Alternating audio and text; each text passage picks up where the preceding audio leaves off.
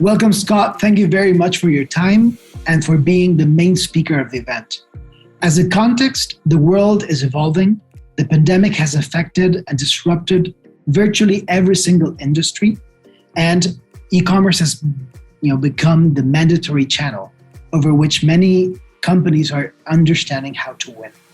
So we would like to talk to you about a wide range of topics, from advertising, the digital economy, data technology, and understand what's your take on how will the world evolve. So if you're fine, let's cut to the chase and get into the questions. So the first question is on the future of e-commerce. What is the next disruptive event you envision in e-commerce, excluding the advancement of groceries and last milers? Look, we were, at least here in the US, we were sitting at about 18% of all retail was being conducted through digital channels. And that was in March of 2020. By May of 2020, it had leapt to 28%. And up until that point, it had been growing about 1% a year. So we had a decade of acceleration in just 8 weeks. So I think that it's like going back to the office. We have become so good at not going into the office and maintaining certain levels of productivity that we're just not going to return the same numbers. So even there'll be a resurgence in terrestrial or store-based retail, but you're not going to see a big check back in e-commerce the way I think a lot of traditional retailers think. What you probably will see are just some general trends. I think that video is going to play a bigger role in e-commerce. And if you see what's happening in China with some of this live video, some of the conversion rates they're getting to purchase, and you can think about algorithmic selling, and that is, I can't get over how strong the ads are for products on Instagram. And you can imagine that if you were to take Shopify, Walmart, Mercado Libre, and TikTok and figure out a way to somehow try and present people with the right product at the right time, and maybe even do what Domino's Pizza said, if you watch this video for 30 seconds and you don't scroll past it, we're just going to send the product to you. So sort of zero-click ordering. I don't know if you remember that old Domino's app where you opened it and it gave you 30 seconds to press stop. Otherwise, the pizza was on its way. But I wonder if the next innovation is okay. So we have live video, zero-based clicked ordering. And also you're going to see a lot of companies with deep pockets like Mercado Libre and e-commerce players that have access to cheaper capital go into adjacent businesses. I mean, you guys are already in fintech. I think that'll increase. I wouldn't be surprised if e-commerce companies with deep pockets start buying content companies. So Scott, you were just mentioning about live commerce, and we know it's super hot in China and Asia. Which trends will we see in the Americas in the upcoming years? So I would bet, I think we have such short attention spans.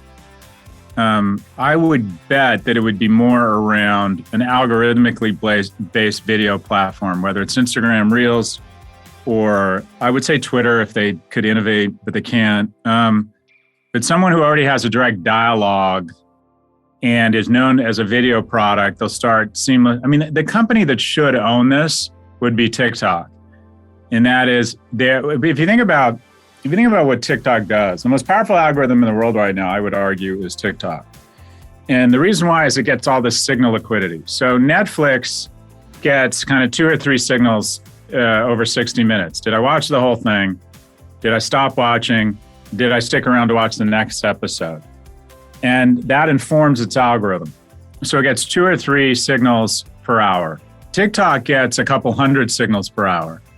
Do I go to check out the person's full library of videos? Did I press like? Do I forward it to somebody? Do I watch the full thing? Do I watch it again? Or do I just go buy it? How fast do I go buy it? So it gets, and every hour it gets a couple hundred signals. So it can begin to calibrate in on exactly what you want.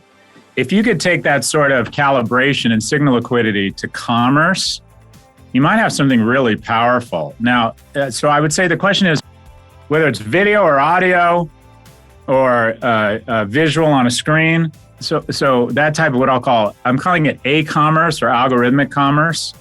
And then, so the key is how do you find an algorithm that's able to be so entertaining, it garners signal liquidity such you can begin calibrating in on people's desires or what they want. I also think that we're going to end up in a series of recurring revenue bundles. And that is the biggest mistake I think we make in marketing is that we think that choice is a good thing. Choice is not a good thing. Choice is a tax on consumers. Consumers don't want more choice. They want to be presented with fewer choices, but be more confident in those choices presented. And I wonder if at some point we're going to digress to a small number of bundles where Nike says, all right, Scott, you're an aging athlete, you're into fitness, and we're going to manage all of your fitness. We're going to send you the apparel, that's easy, but we're all going to also, we know your workout cadence. We're going to design the app for you. We're going to tell you what hotels are Nike approved that have the gym for you. We're going to send you content. Maybe we even get into the nutrition business. And we start sending you stuff. We send you 2 boxes. One box is the stuff we think you want in it. And the second box is an empty box.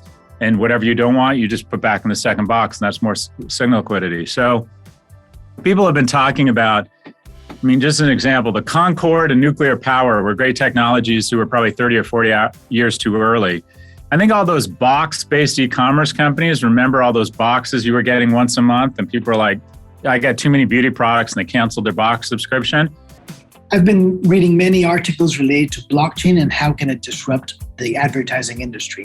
So what do you think that blockchain can offer in terms of measurement and data transparency?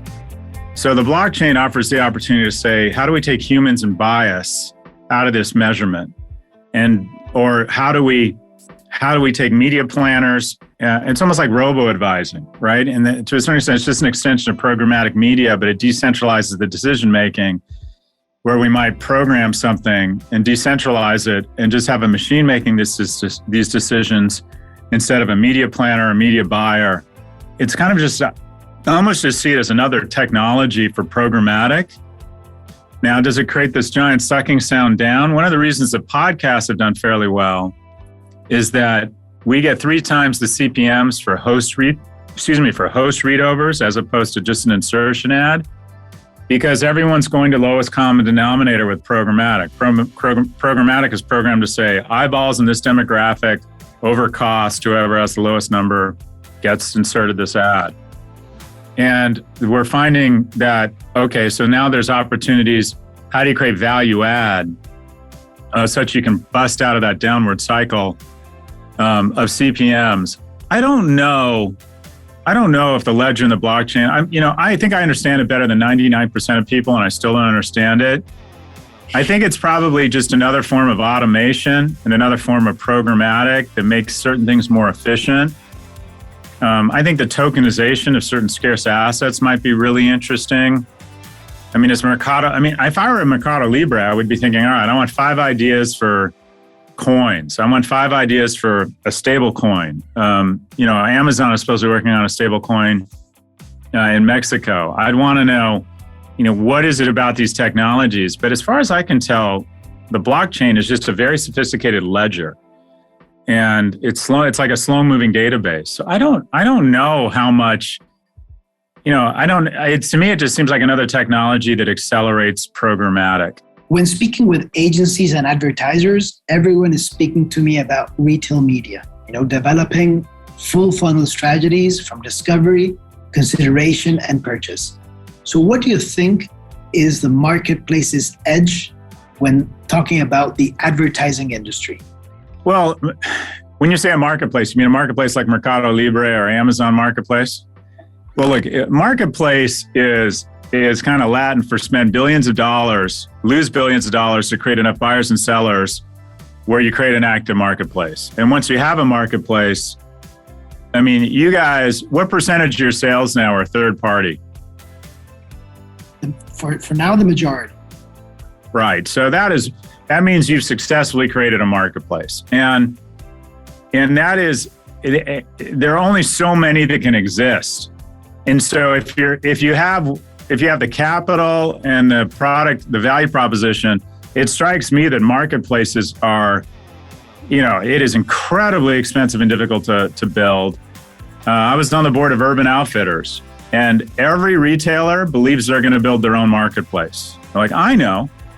We work with all these suppliers and all these brands. Let's create our own marketplace. And we'll have similar to what Mercado Libre and Amazon have done. And what they soon figure out is that building a marketplace means spending billions of dollars and dealing with problems from everywhere.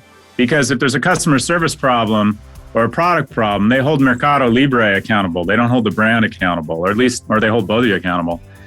So the bottom line is there's room for very few true marketplaces. And if you have that position, then the key becomes what adjacents can you go into and create other markets in, right? If you can control, I think of it as one measurement for Mercado Libre is how much time people spend in the app. And, what share of wallet do you have and how much time are there and what other products can you begin taking over and selling them, right? Such that they get used to that interface. I think eventually Airbnb is going to be in office space and transportation because they already have the interface and they have your attention and your trust. Marketplaces are incredibly powerful and incredibly expensive, and generally the market doesn't support more than a few of them. And not only that, they can go away. eBay used to be a really robust marketplace, and it's kind of faded from existence. Its payment platform, PayPal, is now worth $250 billion after being spun out, and I think eBay is only worth 30 or 40 billion right now. But yeah, the bottom line is it's good to be Mercado Libre. The biggest problem for you guys is not what to do, it's what not to do. You can imagine all sorts of adjacents that you could go into. Or do you expand horizontally? Do you expand vertically? Do you expand geographically? Do you forward integrate into stores and reverse engineer into brands? Do you go into different categories, including ride hailing? Or do you think, okay, Mercado Libre needs to have a bigger footprint in other Latin American countries and then in Mexico, and then slowly but surely try and do what Alibaba was unable to do? We were sitting in the North American fear, kind of waiting for Alibaba to show up. Everyone was expecting, the big Chinese AI weaponized warrior to come in and take on Amazon. And they kind of never showed up. And I don't know if it was because of xenophobia or they thought it's just not worth it. We'll go to India. We don't want to deal with all that BS in America and all that nationalism. I don't know what the decision-making was. But with a company like Mercado Libre, I think about market capitalization. There's very few. If you think about retail is a very local business. Pankaj Jemawat, my colleague at NYU, did some fantastic research, and he showed that with every retailer, the further you get from headquarters, the lower the return on invested capital in that store. So the most profitable Walmarts are in Arkansas. The most profitable Walmarts are in the South.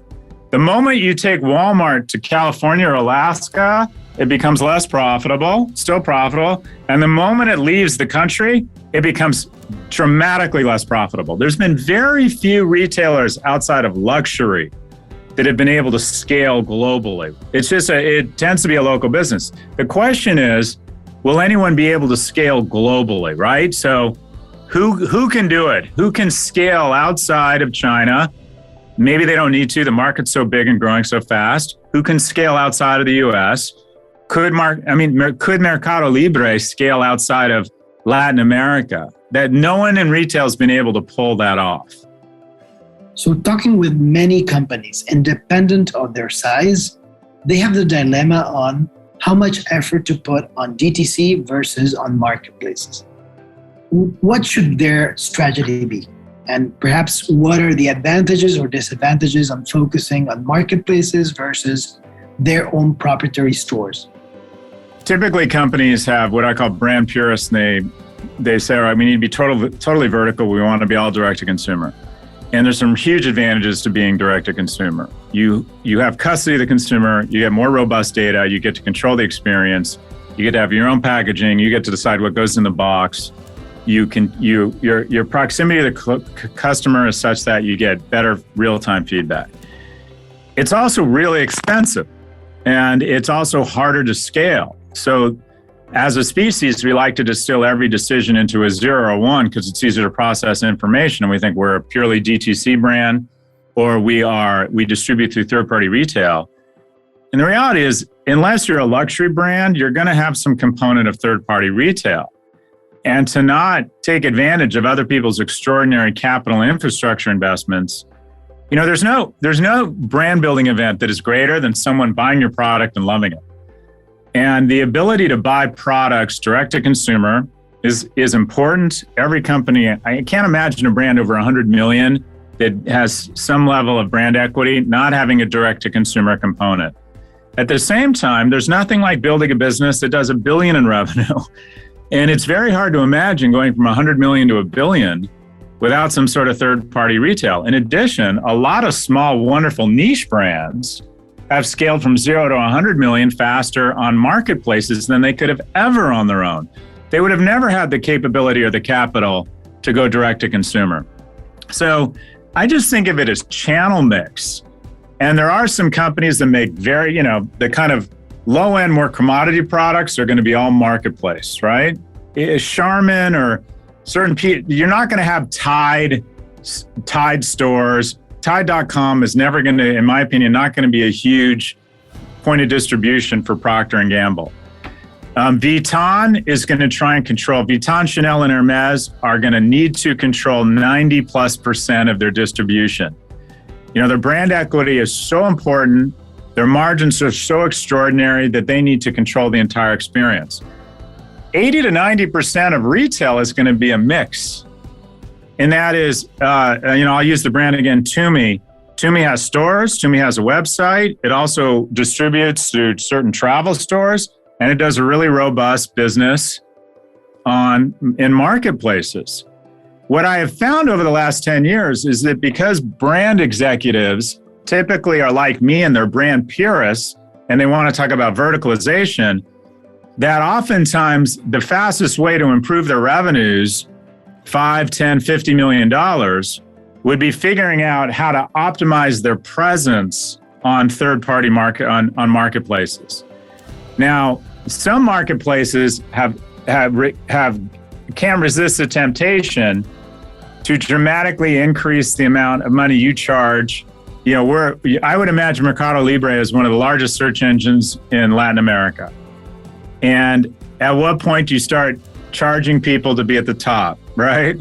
And I'm sure you're already doing that. And it's a balance between what are the rents we're charging our retailers and what are their options. These are all really difficult questions that require a lot of analytics, but I would imagine 90% of great brands are going to have a mix of direct to consumer and marketplaces.